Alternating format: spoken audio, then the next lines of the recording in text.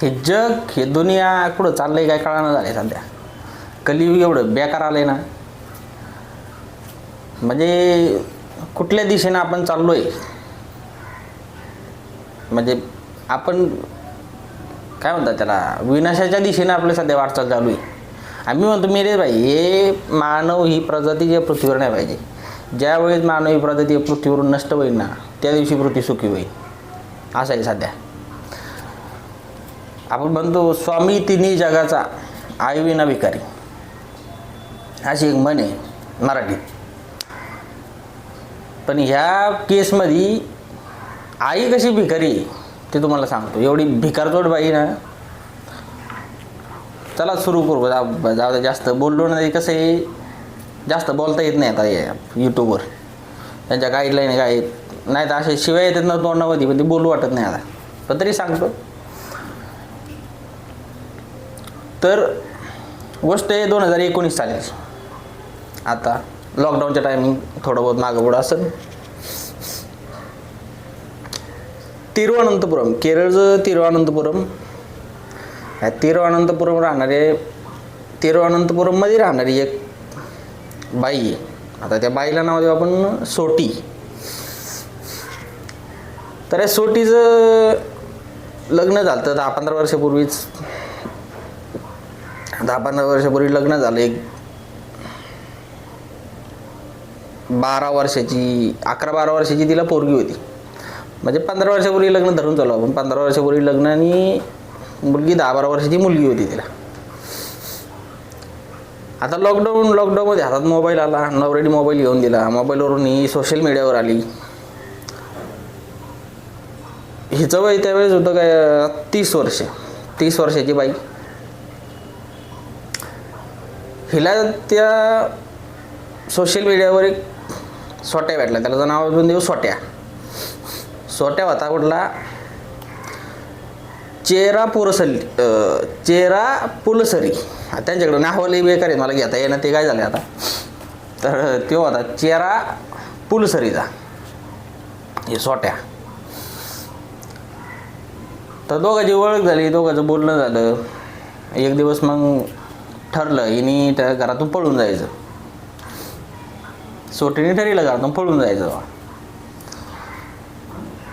एक दिवस ती घरातून चालली, म्हणली भाजी घेऊन येते, मार्केटमधून जाते, भाजी घेऊन येते असं सांगून पोरीला घेऊन निघाली. पळाली तर ती आली कुठं, पलक्कड जिल्ह्यातल्या चेहरा पुलसरी इथं सोट्याच्या घरी. आता हे सोट्या काय लहान नाही. सोट्या 30 वर्षाचा, याच्यापेक्षा 3 वर्षांनी मोठा. तर आता हे सोट्याची कहाणी बघू. सोट्या होता चेहरा पुलसरीचा. सोट्याला तसले व्हिडिओ बघायचा नाद, लय नादिक त्याचा. तर सोटी आली पोरीला घेऊन. दोघं तिथं राहिला. तिथं काही दिवस राहिले दोघांनी. तिथं कार्यक्रम केला दोघांचा. आता ही परी पण होती त्यांच्यासोबत. तर तिथून नंतर त्यांनी त्या पलक्कडमधून ते गेले कुठं, मालापुरम या ठिकाणी. मालापुरमला भाड्याने रूम घेतली, तिथं राहायला लागले. आता ह्याला जो नाद होता त्या तसल्या फिल्मचा, त्या फिल्म याच्यामध्ये एक फॅन्टसी निर्माण झाली की त्या पोरीवर, या बाईच्या पहिल्या नावापासून जी परी नाव दिलं आपण दिलं तिला, त्या परीवरती याची वाईट नजर गेली. त्याला त्या परीकडे तो आकर्षित व्हायला लागला. आणि त्याने ही गोष्ट हिला बी सांगितली. पण हिला सांगितली, हिने बी त्या गोष्टीत हामी भरली. कारण तिला होतं की सोट्या गेला नाही पाहिजे, सोट्या गेलो कसं व्हायचं. म्हणून ते त्या गोष्टी तिने हमी भरली, तिने पण त्याला प्रोत्साहन दिलं त्या गोष्टीसाठी. आता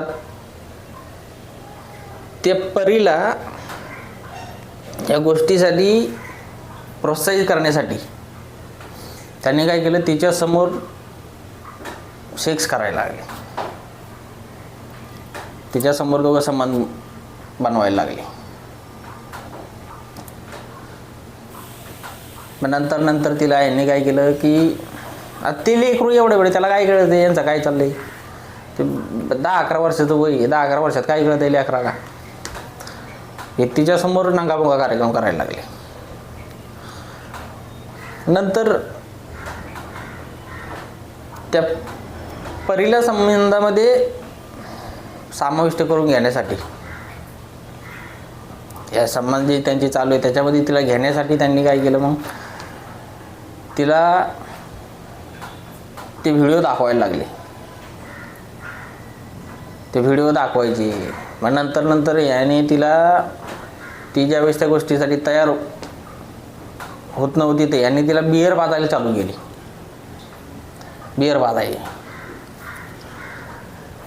बिअर बाजून मग तिच्यासोबत संबंध करायला लागला. आरामखोर तिच्यासोबत म्हणजे या गोष्टीची एवढी चीड येते ना मला बेकार, की कुठं म्हणजे काय ह्या माणसाचं चाललंय आणि काय बरोबर. तर ना त्या परीला पण त्या संबंधामध्ये समाविष्ट करून घ्यायला. आता ते लेकरू ते एवढं ते बिअरच्या नशेमध्ये, दारूच्या अल्कोहोलची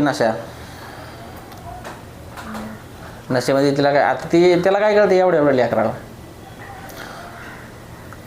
नंतर हे पहिले 1-2 वेळेस ही गोष्ट झाली.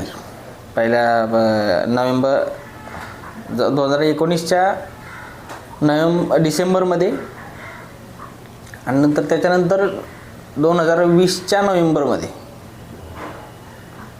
ह्यामध्ये थोडं त्यांनी गॅप दिला म्हणा, किंवा ते लेकरू लहान असल्यामुळं त्याचं हे झाल्यामुळं, त्रास झाल्यामुळं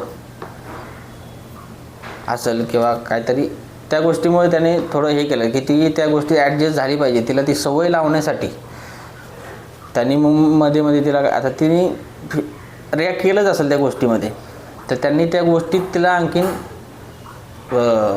प्रोत्साहित करण्यासाठी त्यांनी मग तिला तिथून पुढं ते व्हिडिओज दाखवणं, तिच्यासमोर ते सगळ्या गोष्टी करणं आणि तिला बिअरची सवय लावणं, ह्या गोष्टी चालू केल्या नोव्हेंबर 2019 नंतर.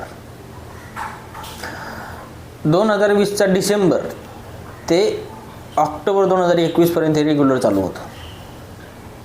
आणि त्यांनी ज्यावेळेस आणि तिच्यावरती ते दबाव टाकायचे की तू जर ही गोष्ट कोणाला सांगितली, त्यांनी असं तिला त्या बाईनी, हरामखोर तिच्या आईने तिला असं सांगितलं की तू जर ही गोष्ट कोणाला सांगितलीस तर तुझ्या डोक्यामध्ये आम्ही अशी चिप बसवली की तू जर ही गोष्ट सांगितलीस कोणाला तर ते आम्हाला ऑटोमॅटिक कळेल. तुझ्या डोक्यामध्ये कॅमेरा बसवलेला आहे, तू ज्याला कोणाला सांगशील आम्हाला हे कळेल. तर लेकराला, आता ते लेकरूच त्याला काय माहिती, ते ह्या गोष्टींमध्ये स्वतःमध्ये ती घोटायला लागली परी. आता ती त्या गोष्टीला आता 10-12 वर्षामध्ये ती थोडं बहुत जसं काय ह्या गोष्टीत आता किती लेकरू लहान असलं तर त्याला त्रास तर होतोच. तर त्रास ज्यावेळेस तिला ती त्या गोष्टीला नाकारायला लागली, तर त्यांनी तिचं जेवण बंद केलं. तिचं जेवण बंद करायचे. ज्या दिवशी ती ओरडल नाही म्हणाल किंवा काही, तर तिचं जेवण बंद करायचे, तिला हाणायचे, मारायचे. तर याने काय झालं, तिची मेंटली एवढी डिप्रेस झाली की तिचं म्हणजे पूर्ण शरीर, म्हणजे ती कुपोषित झाली आणि तिचं पूर्ण शरीराची तिची तब्येत खालवायला लागली. ती आजारी राहायची, एवढी ती मेंटली डिस्टर्ब झाली. आता बघा कसं आहे, गोष्ट काही असली ना तर नियती असते माणसाची. नियत ते म्हणतात ना, देवाची काठी लागत नाही, फटका बरोबर बसतो. तसंच ह्याच्यामध्ये झालं. देवाला वाटलं असं बाबा का आता येलंच खाली लईच सध्या पाप चालू आहे, ह्याच्यात आता कुठंतरी आपण झटका दाखवलाच पाहिजे यांना. देवानी बरोबर झटका दाखवला आपला. देवानी झटका असा दाखवला बघा. आता यांचं सगळं चालू होतं तिथे, पण शेजारी ही गोष्ट बघत होते की पोरगी आजारी असते, तिला मारतेत किंवा तिला जेवण देत नाही. हे शेजाऱ्यांनी बघितलेलं होतं, त्यांना माहिती होतं. पण आतमध्ये नक्की काय चालू आहे हे त्यांना माहिती नव्हतं, की ते पोरीचं नक्की शोषण होतं आहे किंवा नाही हे त्यांना माहिती नाही. त्यांना फक्त एवढं माहिती होतं तिला जेवण देत नाही, ती पोरगी आजारी असते कंटिन्यू, हे शेजाऱ्यांना माहिती होतं. त्या बाईनी आता यांना काय कशाची तरी काहीतरी गरज पडली असेल, तर तिने काय केलं, आपल्या आईबापाविरुद्ध तिने पोलिसांमध्ये केस केली की हे माझे जे आधार कार्ड आहेत किंवा डॉक्युमेंट आहेत हे माझ्या आईबाप मला देत नाही. तिच्या आईबापांनी हे डॉक्युमेंट देण्यासाठी त्यांनी मनाईच करून ठेवली होती, ते आम्ही देत नाही म्हणे. ही पोलिसात गेली, पोलिसांमध्ये कंप्लेंट केली, माझे आईबाप माझे जे आधार कार्ड आहेत किंवा माझे जे डॉक्युमेंट आहेत ते देत नाही. आता असे केल्यावरती पोलिसांनी तिची FIR घेतली आणि ते तिच्या आईबाबाच्या घरी पोहोचले. आईबाबाच्या घरी पोहोचले तर आणि हिने त्यांच्यासोबतचे कॉन्टॅक्ट सगळे तोडूनच टाकलेले होते. तर त्या आजी आजोबाला शेवटी कसं असतं, नातू प्यारा असतो. त्यांना ही जाऊ दे, ही घाण गेली तर त्यांना त्या गोष्टीचं काहीच नव्हतं, पण त्यांना होतं की आपली जी परी आहे त्या नातवाविषयी त्यांना जिव्हाळा होता. त्या नातवाशी त्यांचं प्रेम होतं, त्या नातीशी प्रेम होतं. तर त्यांना ज्यावेळेस कळलं की ते म्हणले हां ठीक आहे म्हणे, आम्ही डॉक्युमेंट देतो, आम्हाला फक्त ते आमच्या नातीला भेटायचं आहे, असं त्यांनी पोलिसांना सांगितलं. पोलीस म्हणले ठीक आहे. पोलीस त्यांना घेऊन ह्यांच्याकडे आले, इथं बाईच्या घरी, त्या सोट्याच्या सोटीच्या घरी आले, जिथे ते राहत होते. तिथं आले तर ते म्हणले आम्हाला आमच्या नातीला भेटायचं. नातीला भेटायचं तर सोटीला वाटलं हे भेटलो आपलं पिता उघडं पडायचं. तिने त्यांना भेटण्यापासून नाही म्हणली, भेटायचं नाही, पोरीला भेटायचं नाही म्हणली, माझी पोरगी भेटायचं नाही, काय नाही, मला भेटून द्यायचं नाही. आणि दरवाजा लावून घेतला आणि बंद करून टाकलं घर बंद करून टाकलं. पण पोलिसांनी जशी शेजारी वगैरे चौकशी केली थोडी बहुत, तर त्यावेळेस शेजाऱ्यांनी त्यांना सांगितलं की पोरीचं खूप शोषण होतं आहे. त्या आजी आजोबांनी आता नातवाविषयी प्रेम असतंच हो, तर त्यांनी परीविषयी विचारलं की आमची बाळ कसं असतं बाबा, इथं ते भास घेऊन राहते का किंवा शाळेत जाते का, काय करते, असं आजी आजोबांनी त्यांच्या शेजारी पाजाऱ्याला विचारलं थोडी माहिती. आपल्या नातवाबद्दल उत्सुकता होती त्यांना की ते कशी राहते, काय राहते, ह्याबद्दल त्यांना जाणून घ्यायचं होतं. तर त्यांनी शेजाऱ्या पाजाऱ्याला थोडं बहुत विचारलं बाबा कशी असते आमची नातू, सांगा, शाळेत वगैरे जाते का, खाते पिते का घरची. तर त्यांनी शेजाऱ्यांनी त्यांना एक गोष्ट सांगितली. शेजाऱ्यांनी सांगितलं की जी परी आहे त्या परीची तब्येत सध्या खूप खराब असते कंटिन्यू, आणि तिला हे लोक जेवण पण देत नाही. आणि दुसरी गोष्ट अशी की ती पोरीची तब्येत पूर्ण खालावली, म्हणजे तिची सगळं हाडकं दिसायला लागल्या, म्हणजे जशी गुटगुटीत पोरगी होती तिकडून येताना तशी आता नाही, नुसता सापळा झाला आहे पोरीचा. हे सगळं त्यांनी सांगितलं.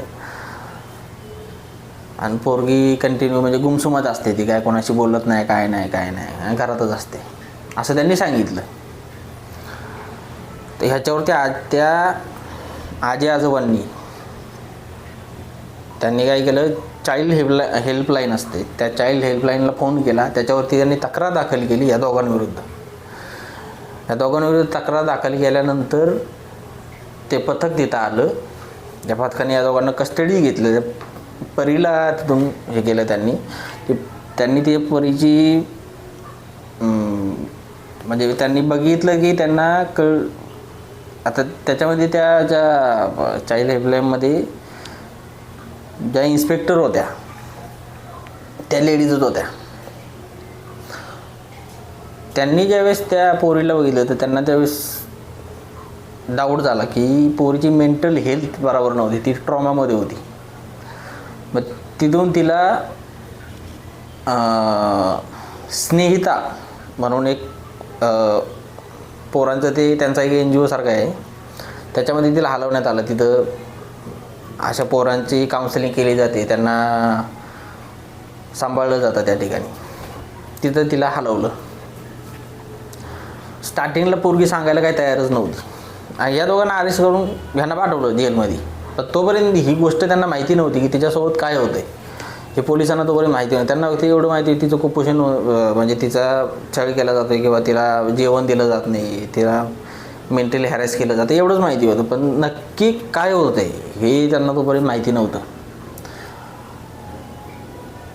त्यांनी ज्यावेळेस पोरीला विचारायचं होतं, पोरीने त्यांना सांगितलं की माझ्या डोक्यामध्ये चिप आहे आणि मी जर हे सांगितलं तुम्हाला तर ते परीने सांगितलं ना, मी जर हे सांगितलं तुम्हाला मम्मी मारल, असं ती बोलली. आता असं बोलल्यावरती ह्यांच्या जे त्या स्नेहितामध्ये जे होते तिथले ते डॉक्टर वगैरे किंवा काउन्सिलर असतात, त्यांना असं वाटलं की पोरीचं 100% याच्यामध्ये काहीतरी गोम आहे. चिप वगैरे म्हणजे असं काय हे या गोष्ट आहे. मग त्यांनी तिची काउन्सिलिंग चालू केली. मग तिला ते तिच्याशी मैत्री वाढवली, तिला जवळ घेऊन समजावायला सुरुवात केली, तिला तिच्यासोबत राहायला लागली, खेळायला, तिच्यासोबत मैत्री वाढवली. आता एक स्ट्रॅटेजी असते, एक सायकोलॉजी असते लहान पोरांची. त्याच्यानुसार ते डॉक्टर जे असतात ते त्यांना माहिती असतं की पोरांकडून कशा गोष्टी काढायच्या आणि काय नाही काढायच्या हे त्यांना बरोबर माहिती असतं. तर त्यांनी तिच्यासोबत मैत्री वाढवली, तिला चॉकलेट विकलेट हे खेळणं आणून देणे. तिच्यासोबत जशी मैत्री झाल्यानंतर तिला मग ते त्यांनी हे पटवून दिलं की तिच्या डोक्यामध्ये कुठली चिप नाही आहे किंवा तिला हे पटवून दिलं की तुला आता घाबरायची गरज नाही आहे, तो आता इथं आमच्यासोबत सुरक्षित आहे, तुला कोणी इथं काय करणार नाही, तुझे आईबापसुद्धा आता ते तुझ्यापर्यंत ते पोहोचू शकत नाही, त्यांची पोस्ट तुझ्यापर्यंत येणार नाही, तू आमच्यासोबत आता सुरक्षित आहे, हे तिला त्यांनी जाणून दिलं. त्यावेळेस पोरगीने खुलली आणि ज्यावेळेस त्या परीने सांगायला सुरुवात केली तर अक्षरशः त्यांच्या डोळ्यामध्ये पाणी आलं की आणि त्यांच्या पायाखालची जमीन सरकली पोलिसांच्यासुद्धा आणि काउन्सिलरच्यासुद्धा की एक आई आपल्या पोरीसोबत अशी गोष्ट करू शकते. तर जे मी तुम्हाला स्टार्टिंगला सांगितलं त्या सगळ्या गोष्टी तिने पोलिसांना सांगितल्या. पोलिसांना सांगितल्यानंतर मग ती पहिली जी हॅरेसमेंटचं जे होतं त्याच्यानंतर त्याच्यामध्ये पॉक्सो ॲड करण्यात आला. पॉक्सो अंतर्गत हा गुन्हा मग चालवायला चालू केला. पॉक्सोचा त्यांच्यावरती गुन्हा दाखल करण्यात आला दोघांवरती, सोट्ट्यावरती बी सोट्टीवरती आणि त्याच्यानंतर ही केस चालू केली. या केसमध्ये म्हणजे एवढं खूप आणि ही केस कोर्टामध्ये जेव्हा गेली तर कोर्टाने सुद्धा ही केस फास्ट ट्रॅकवरती चालवली. फास्ट ट्रॅकवरती चालवून ह्या केसचा निकाल 2021ला ही केस रजिस्टर झाली होती 2021मध्ये आणि 2021 आता 2025मध्ये तिचा निकाल लागला. निकाल असा दिला की ज्यावेळेस म्हणजे कोर्टाने सुद्धा ज्यावेळेस ही केस ऐकली तर त्यांना न्यायाधीशांना सुद्धा या गोष्टीवरती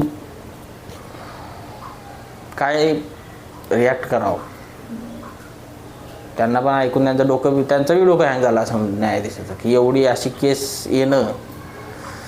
त्या पक्षाच्या अंतर्गत ह्या दोघांना 180 वर्षांची सजा करण्यात आली. ते जे जज होते त्यांनी 180 वर्षाची सजा 11.75 लाख रुपये जुर्माना दोघांवरती लावला आणि ते 11 लाख रुपयानंतर ते मुलीच्या शिक्षणामध्ये किंवा तिच्या त्या केअरमध्ये ते वापरले जातील असं त्यांनी सांगितलं.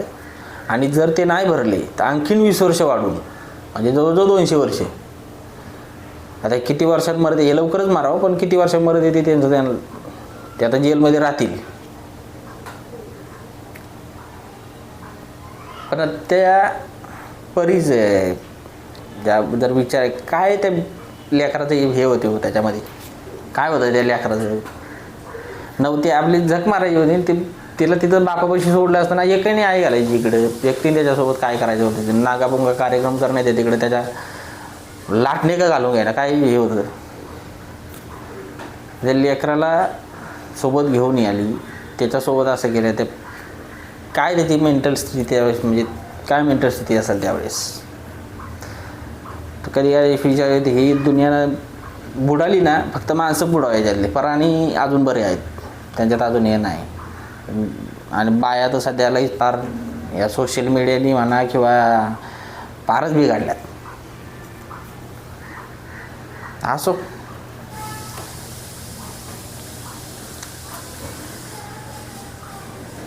आज काय म्हणण्याची इच्छा बी नाही. चला.